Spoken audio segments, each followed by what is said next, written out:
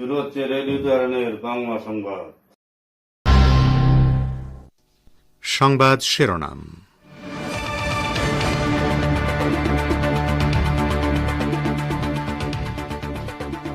Pope ফ্রান্সিসকে ইরানের সর্বোচ্চ নেতার বক্তব্য উপহার, কৌশলগত দিক দিয়ে শহীদ সোলাইমানের নেতৃত্বকে অনন্য বললেন হিজবুল্লাহ নেতা শেখ নাঈম কাসেম।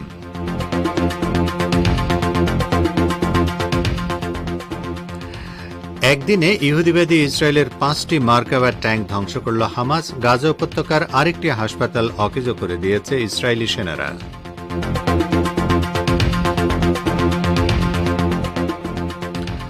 বাংলাদেশের অধস্তন আদালতের 50 বিচার বিভাগীয় কর্মকর্তার ভারতে প্রশিক্ষণ গ্রহণ করার যে পরিকল্পনা হাতে নেওয়া হয়েছিল তা বাতিল করা হয়েছে।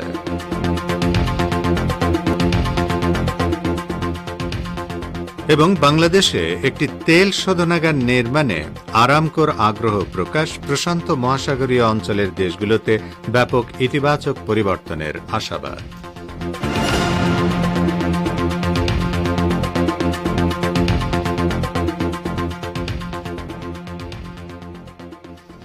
আসসালামু আলাইকুম শ্রোতা বন্ধুরা, গুরুত্বপূর্ণ সংবাদ শিরোনাম শুনলেন এতক্ষণ। এবারে বিস্তারিত বিশ্ব সংবাদে আপনাদের আমন্ত্রণ জানাচ্ছি আমি নাসির মাহমুদ।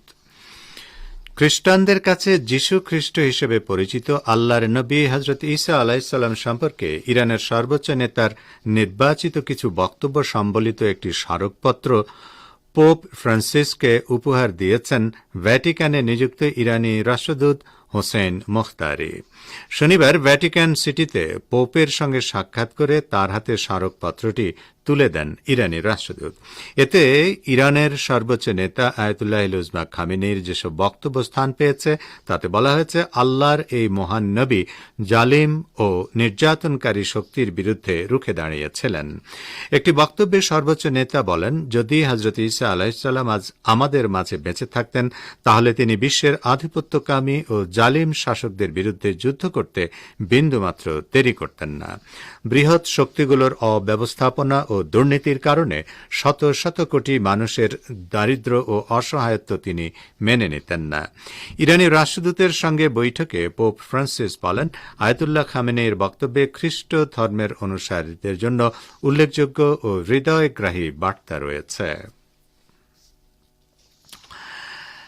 লেবাননের ইসলামী প্রতিরোধ আন্দোলন হিজবুল্লাহর মহাসচিব শেখ নাঈম কাসেম ইরানের কুদস ফোর্সের সাবেক কমান্ডার শহীদ লেফটেন্যান্ট জেনারেল কাসেম সোলাইমানির ভূয়সী প্রশংসা করে বলেছেন, কৌশলগত ও বুদ্ধিবৃত্তিক উভয় দিক দিয়ে তাঁর নেতৃত্ব ছিল অনন্য। তিনি জেনারেল সোলাইমানির ৫ম শাহাদাত বার্ষিকী উপলক্ষে শনিবার টেলিভিশনে সম্প্রচারিত এক ভাষণে এই মন্তব্য করেন। শেখ নাঈম কাসেম বলেন, শহীদ সোলাইমানি ছিলেন প্রতিরোধ ফ্রন্টের প্রধান কমান্ডার, যিনি পশ্চিম এশিয়া অঞ্চলে আমেরিকার সব ষড়যন্ত্র রুখে দিয়েছিলেন। তিনি সশস্ত্র সংগ্রামের মাধ্যমে ইহুদিবাদী ইসরায়েলের কবল থেকে ফিলিস্তিনকে মুক্ত করার পরিকল্পনাকে বাস্তব রূপ দান করেছিলেন। হিজবুল্লাহ নেতা আরও বলেন, গোটা অঞ্চলে বিশেষ করে ইরাক ও আফগানিস্তানে আমেরিকার দুরভিসন্ধিগুলো প্রকাশ করে দিয়েছিলেন ইরানের সন্ত্রাসবিরোধী কমান্ডার শহীদ সোলাইমানি। তিনি পশ্চিম এশিয়ার উপর আধিপত্য বিস্তারের নেশায় মেতে ওঠা দায়েশ ও ইসরায়েলের বিরুদ্ধে প্রতিরোধ গড়ে তুলেছিলেন। ফিলিস্তিনের ইসলামী প্রতিরোধ আন্দোলন হামাসের সামরিক শাখা ইজ্জুদ্দিন আল কাসাম ব্রিগেড একদিনে ইহুদিবাদী ইসরায়েলের 5টি মার্কাভা ট্যাঙ্ক ধ্বংস করেছে। শনিবার এক বিবৃতিতে কাসাম ব্রিগেড জানিয়েছে, অবরুদ্ধ গাজা উপত্যকার উত্তরাঞ্চলে তারা এসব ট্যাঙ্ক ধ্বংস করে।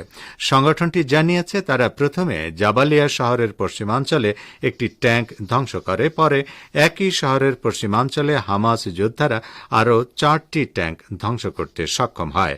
এর পাশাপাশি ইহুদিবাদী ইসরায়েলের একটি অ্যাপাচি হেলিকপ্টার টার্গেট করে কাসাম ব্রিগেডের যোদ্ধারা রকেট হামলা চালায়। তবে এ ব্যাপারে ইসরায়েলের বর্বর সামরিক বাহিনীর পক্ষ থেকে কোনো মন্তব্য করা হয়নি। ইসরায়েল সম্প্রতি হামাসের উপর পরিপূর্ণ বিজয় দাবি করেছে, কিন্তু হামাস তা প্রত্যাখ্যান করেছে এবং গত বেশ কিছুদিন ধরে তারা একের পর এক ইসরায়েলের বিরুদ্ধে বড় বড় অভিযান চালিয়েছে। বিশ্ব মানবতার শত্রু ইসরায়েলি সেনারা ভয়াবহ হামলা চালিয়ে গাজা উপত্যকার আরেকটি হাসপাতালকে অকেজো করে দিয়েছে। গাজার স্বাস্থ্য মন্ত্রণালয় শনিবার এক বিবৃতিতে এ তথ্য জানিয়ে বলেছে, উত্তর গাজার ইন্দোনেশিয়ান হাসপাতাল এখন আর কোনো রোগী বা আহত ব্যক্তিকে চিকিৎসা সেবা দিতে সক্ষম নয়। গত শুক্রবার উত্তর গাজার বেত লাহিয়া শহরে অবস্থিত হাসপাতালটি ঘিরে ফেলে দখলদার ইসরায়েলি সেনারা। এ সময় হাসপাতালটিতে শত শত রোগী ও আহত ব্যক্তির সেবাদান চলছিল এবং হাসপাতালটিতে আশ্রয় নিয়েছিলেন আরও শত শত ছিন্নমূল মানুষ। কিন্তু ইসরায়েলি সেনারা তাদের সবাইকে হাসপাতালটি থেকে অস্ত্রের মুখে বের করে দেয়। গাজার স্বাস্থ্য মন্ত্রণালয় জানিয়েছে, ইহুদিবাদী সেনারা আজ শিফা হাসপাতাল ধ্বংস করে দেওয়ার পর উত্তর গাজায় যে 3টি বৃহৎ হাসপাতাল অবশিষ্ট ছিল, সেই কামাল আদওয়ান, বেইত হানুন ও ইন্দোনেশিয়ান হাসপাতাল এখন সম্পূর্ণ অকেজো হয়ে পড়েছে। আপনারা বিশ্ব সংবাদ শুনছেন রেডিও তেহরান থেকে। বাংলাদেশ, ভারত ও মধ্যপ্রাচ্যে শর্টওয়েভ 25 মিটার ব্যান্ডের বিশ্বজুড়ে ইন্টারনেট ও স্যাটেলাইটে। ভারতের ভূপালে অবস্থিত ন্যাশনাল জুডিশিয়াল একাডেমি এবং স্টেট জুডিশিয়াল একাডেমিতে প্রশিক্ষণের জন্য বাংলাদেশের অধস্তন আদালতের 50 জন বিচার বিভাগীয় কর্মকর্তার অংশগ্রহণের অনুমতি বাতিল করা হয়েছে। প্রশিক্ষণের অংশগ্রহণ সংক্রান্ত আগের প্রজ্ঞাপনটি সুপ্রিম কোর্টের নির্দেশনা অনুযায়ী বাতিল করা হয়। আজ আইন মন্ত্রণালয়ের উপসচিব ড আবুল হাসনাত স্বাক্ষরিত বিজ্ঞপ্তিতে বলা হয়েছে যে বাংলাদেশ সুপ্রিম কোর্টের নির্দেশনার পরিপ্রেক্ষিতে ভারতের ন্যাশনাল জুডিশিয়াল একাডেমি ভূপাল এবং স্টেট জুডিশিয়াল একাডেমিতে আগামী 10 থেকে 20 ফেব্রুয়ারি অনুষ্ঠেয় প্রশিক্ষণে অংশগ্রহণের জন্য 50 জন বিচার বিভাগীয় কর্মকর্তাকে অনুমতি প্রদানপূর্বক প্রজ্ঞাপন জারি করা হয়। বাংলাদেশ সুপ্রিম কোর্টের নির্দেশনা মোতাবেক উক্ত প্রজ্ঞাপনটি আজ বাতিল করা হল। এর আগে সুপ্রিম কোর্টের পরামর্শের পরিপ্রেক্ষিতে 50 জন বিচার বিভাগীয় কর্মকর্তাকে ভারতে প্রশিক্ষণ নিতে যাওয়ার অনুমতি দেয় আইন মন্ত্রণালয়। বাংলাদেশের প্রধান নির্বাচন commissioner CEC M Nasir Uddin দেশটির 18 কোটি মানুষের ভোট বঞ্চনার দুঃখ ঘোচানোর অঙ্গীকার করেছেন। আজ রাজধানীর আগারগাঁওয়ে নির্বাচনী প্রশিক্ষণ ইনস্টিটিউটে দেওয়া বক্তব্যে এই অঙ্গীকার করেন তিনি। সিইসি বলেন, 18 কোটি মানুষের বঞ্চনার দুঃখ বলার জন্য আমরা আছি। আমরা দায়িত্ব নিয়েছি, ইনশাআল্লাহ তাদের বঞ্চনা যাতে আমরা দূর করতে পারি, ঘোচাতে পারি। তারা যে এতদিন ভোটাধিকার থেকে বঞ্চিত হয়েছেন সেটা ঘোচাতে চাই, তাদের বঞ্চনার কষ্ট দূর করতে চাই। তিনি বলেন, আমাদের মূল লক্ষ্য এবং জাতির প্রতি আমাদের প্রতিশ্রুতি হল আমরা একটি সুষ্ঠু, অবাধ এবং গ্রহণযোগ্য নির্বাচন উপহার দিতে চাই। বর্তমানে দেশে প্রায় 12 কোটি 36 লাখের বেশি ভোটার রয়েছেন। এদের মধ্যে 2 জানুয়ারি যুক্ত হয়েছে 18 লাখেরও বেশি নতুন ভোটার। আগামী 20 জানুয়ারি থেকে বাড়ি বাড়ি গিয়ে ভোটার তালিকা হালনাগাদ কার্যক্রম শুরু হচ্ছে। বাংলাদেশের সেনা সমর্থিত তত্ত্বাবধায়ক সরকারের আমলে বিএনপির ভারপ্রাপ্ত চেয়ারম্যান তারেক রহমানের বিরুদ্ধে দায়ের করা 4 চাঁদাবাজির মামলা বাতিল করে হাইকোর্টের দেওয়া রায় বহাল রেখেছেন সুপ্রিম কোর্টের আপিল বিভাগ।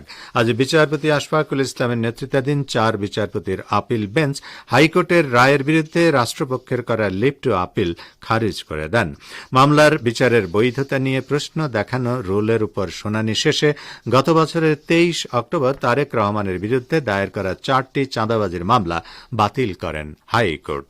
2008 সালে বাংলাদেশে থাকাকালে তারেক রহমানের করা আবেদনের পরিপ্রেক্ষিতে হাইকোর্ট রুল জারি করেন।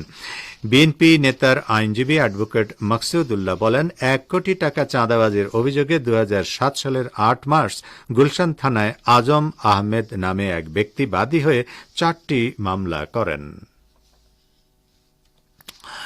এদিকে বাংলাদেশে একটি পরিশোধনাগার নির্মাণ করতে চায় সৌদি আরবের রাষ্ট্রীয় মালিকানাধীন তেল কোম্পানি আরামকো।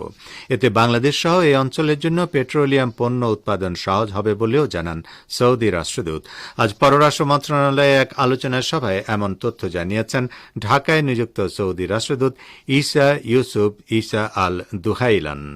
সৌদি রাষ্ট্রদূত বলেন, আমরা বিশ্বের সবচেয়ে তেল কোম্পানি আরামকো নিয়ে কথা বলছি। একটি পরিশোধনাগার কারাগার স্থাপন করতে তারা বাংলাদেশে আসতে চায়। এতে প্রশান্ত মহাসাগরীয় অঞ্চলীয় দেশগুলোতে ব্যাপক ইতিবাচক পরিবর্তন ঘটবে। তিনি বলেন 2016 থেকে 2018 সালের মধ্যে আরামকোর একটি বড় প্রতিনিধি দল 3 বার বাংলাদেশ ঘুরে গেছেন। কেউই তখন এ বিষয়ে কোনো আগ্রহ দেখাননি। কিন্তু আমরা অতীত নিয়ে পড়ে থাকতে চাই না, আমরা কথা বলবো ভবিষ্যৎ নিয়ে।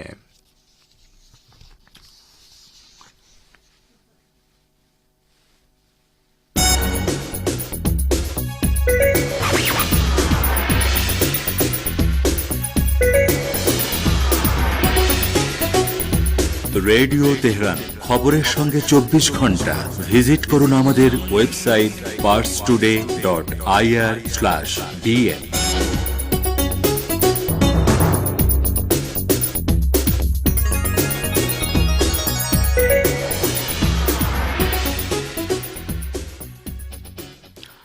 বিশ্ব সংবাদে আবারও স্বাগত আপনাদের। ঘন কুয়াশার কারণে গত দুদিনের মতো আজও ভারতের রাজধানী দিল্লিতে বিমান ও ট্রেন পরিষেবা ব্যাহত হয়েছে। আজ ভোর 4টা থেকে 8টা পর্যন্ত দিল্লির ইন্দিরা গান্ধী আন্তর্জাতিক বিমানবন্দর চত্বরে দৃশ্যমানতা ছিল শূন্য। গতকাল টানা 9 ঘণ্টা দিল্লির দৃশ্যমানতা ছিল শূন্য। আজ পরিস্থিতির খানিকটা উন্নতি হলেও বিমান ট্রেন চলাচল ব্যাহত হয়েছে। বিমানবন্দর সূত্রে জানা গেছে, ঘন কুয়াশার কারণে আজ সকাল 11টা পর্যন্ত 15টি বিমান বাতিল হয়েছে। 180টি বিমানের ওঠা নামায় দেরি হয়েছে। গড়ে 20 মিনিট করে দেরি হচ্ছে বিমান ওঠানামায়। শনিবারেও দৃশ্যমানতা শূন্যে থাকায় 48টি বিমান বাতিল ছিল। মোট 564টি বিমান ওঠানামায় দেরি হয়েছে। শুক্রবার 400 বিমান দেরিতে ওঠানামা করেছে। সেদিন 8 ঘণ্টা দৃশ্যমানতা ছিল শূন্য। ঘন কুয়াশার কারণে ট্রেন পরিষেবাও ব্যাহত হয়েছে। আজ 60টিরও বেশি ট্রেন দেরিতে চলাচল করেছে। ইসরায়েলি বাহিনীর হাতে গাজা উপত্যকার কামাল আদওয়ান হাসপাতালের পরিচালক ডাক্তার হুসাম আবু সাফিয়ার আটকের ঘটনায় গভীর উদ্বেগ প্রকাশ করেছে ইরানের মেডিকেল সায়েন্স একাডেমি। এটি অবিলম্বে ডাক্তার সাফিয়াকে নিরাপদ অবস্থায় মুক্তি দেওয়ার আহ্বান জানিয়েছে। একাডেমির প্রধান আলীরেজা মারান্দি বিশ্ব স্বাস্থ্য সংস্থা বা হুর মহাপরিচালক টেড্রোস আধানমকে লেখা এক চিঠিতে এই আহ্বান জানান। চিঠিটির শিরোনাম ছিল গাজায় মানবিক বিপর্যয় রোধে কার্যকর ব্যবস্থা গ্রহণ করুন।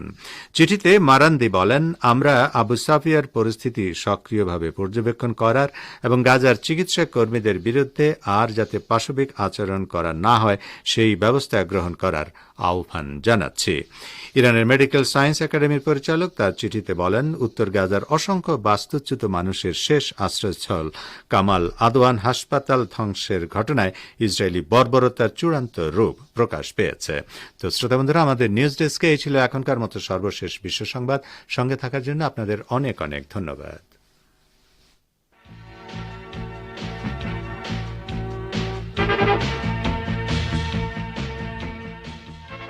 বিশ্ব সংবাদ শুনলেন রেডিও তেহরান থেকে। এবারে আমন্ত্রণ জানাচ্ছি সংবাদ ভাষ্যের অনুষ্ঠান দৃষ্টিপাতে।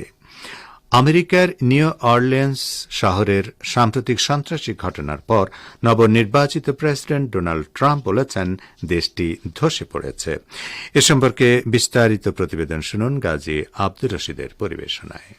নিউ অরলিন্স শহরের সাম্প্রতিক সন্ত্রাসী ঘটনার পর নতুন মেয়াদে আবারও যুক্তরাষ্ট্রের নির্বাচিত প্রেসিডেন্ট ডোনাল্ড ট্রাম্প বলেছেন, আমেরিকা এক বিপর্যয়ে ধসে পড়ছে। আমেরিকা বিশ্ববাসীর হাসি ঠাট্টার পাত্রে পরিণত হয়েছে। ট্রাম্প মার্কিন যুক্তরাষ্ট্রের দুর্বল নেতৃত্ব ও নেতৃত্বের অভাবের প্রতিবাদ জানিয়ে ট্রুথ নামক সোশ্যাল মিডিয়ায় ওই মন্তব্য পোস্ট করেছেন। তিনি আরো লিখেছেন, এ ঘটনা ঘটছে সীমান্ত খুলে রাখার জন্য। অদক্ষ ও দুর্বল নেতৃত্বের কারণেই এসব ঘটনা ঘটছে। গত বুধবার নিউ অরলিন্স শহরে সন্ত্রাসী হামলায় 15 জন নিহত ও 35 জন আহত হয়। ট্রাম্প সে সময় এই ঘটনার সঙ্গে অবৈধ অভিবাসীদের সম্পর্ক থাকার দাবি তুলে বলেছেন, বিদেশ থেকে যেসব অপরাধী বা সন্ত্রাসীরা আসছে তারা আমাদের দেশের অপরাধীদের চেয়ে অনেক জঘন্য। তার এই বক্তব্য বাস্তবে রূপ নিয়েছে। ট্রাম্প আরো বলেছেন, মার্কিন যুক্তরাষ্ট্রে এখন অপরাধের মাত্রা এমন পর্যায়ে পৌঁছেছে যে এর আগে কেউ কখনো এমনটি দেখেনি। টেক্সাস অঙ্গরাজ্যের ডালাস শহরের ৪২ বছর বয়স্ক এক মার্কিন নাগরিক ওই দিন নিউ অরলিয়েন্স শহরে এসে নববর্ষের উৎসবে ব্যস্ত একদল মানুষের উপর গাড়ি চালিয়ে দেন এবং এরপর গুলিবর্ষণ করেন। তার হাতে ছিল কথিত আইএস বা দায়েশের পতাকা ও তার মাইক্রোবাসে ছিল কিছু অস্ত্রশস্ত্র ও বোমা। ওই ব্যক্তি অতীতে মার্কিন সশস্ত্র বাহিনীতে কাজ করেছেন এবং সোশ্যাল মিডিয়ায় প্রচারিত একটি ভিডিওর আলোকে ওই ব্যক্তি রিয়েল এস্টেট বিশেষজ্ঞ ছিলেন। মার্কিন যুক্তরাষ্ট্রের নবনির্বাচিত প্রেসিডেন্ট জো বাইডেন গত বৃহস্পতিবার বলেছেন, নানা সাক্ষ্য প্রমাণ থেকে মনে হচ্ছে নিউ অরলিয়েন্স শহরে প্রাণঘাতী ওই হামলাকারী আইএস বা দায়েশের কাছ থেকে অনুপ্রেরণা নিয়েছেন। মার্কিন সরকারি সংস্থাগুলো সম্পর্কে ডোনাল্ড ট্রাম্পের প্রতিবাদ বিশেষজ্ঞ ও রাষ্ট্রবিজ্ঞানীদের মুখে বারবার উচ্চারিত হুঁশিয়ারিগুলোকে স্মরণ করিয়ে দেয়। তাদের সতর্ক বাণীতে মার্কিন যুক্তরাষ্ট্র যে ক্রমেই পতনের দিকে এগোচ্ছে তা উল্লেখ করা হয়েছে। অবশ্য ট্রাম্প মার্কিন ফেডারেল প্রতিষ্ঠানগুলোর মূল দায়িত্বগুলো থেকে দৃষ্টি সরিয়ে অযোগ্য ও অদক্ষ নেতৃত্বের উপর এই পরিস্থিতির দায় চাপিয়ে দিয়ে রাজনৈতিক চালবাজি করেছেন। ট্রাম্প বলেছেন, মার্কিন বিচার বিভাগ, ফেডারেল পুলিশ, ডেমোক্রেটিক দলীয় সরকার ও প্রসিকিউটররা এইসব সংকট সমাধানে কোনো কাজ করেনি। ট্রাম্পের বক্তব্য অনুযায়ী তারা হলেন দুর্নীতিবাজ ও অযোগ্য। এটা স্পষ্ট মার্কিন যুক্তরাষ্ট্র ভেতরে ও বাইরে ক্রমেই দুর্বল হয়ে পড়ছে সব দিক থেকে। এ প্রসঙ্গে রুশ প্রেসিডেন্ট ভ্লাদিমির পুতিন ২০২১ সালের জুলাই মাসে বলেছিলেন, মার্কিন যুক্তরাষ্ট্রের নানা সমস্যা, অযোগ্যতা ও বলদর্পিতা ক্রমেই বাড়ছে এবং এসব একসময় এতই জটিল হয়ে পড়বে যে সেগুলো সমাধান করা আর সম্ভব হবে না। আর এভাবে এই দেশটিও সাবেক সোভিয়েত ইউনিয়নের পরিণতির দিকে এগিয়ে যাচ্ছে দৃঢ় পদে। এটা স্পষ্ট মার্কিন সমাজে বর্ণবাদ, অর্থনৈতিক সংকট, সন্ত্রাস, সহিংসতা, রাজনৈতিক বিভেদ ইত্যাদি ক্রমেই বাড়ছে। আন্তর্জাতিক অঙ্গনেও ক্রমেই দুর্বল হচ্ছে এই দেশটির অর্থনৈতিক, রাজনৈতিক, সাংস্কৃতিক ও সামরিক প্রভাব।